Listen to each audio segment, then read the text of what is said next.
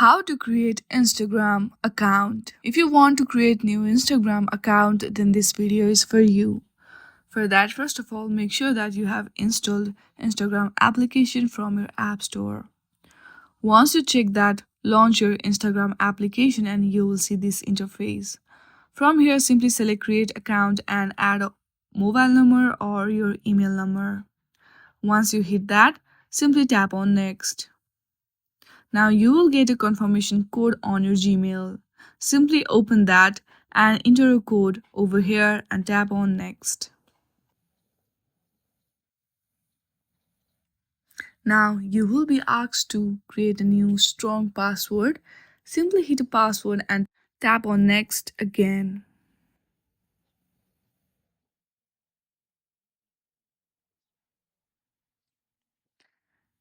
Now choose your birth date and type your full name.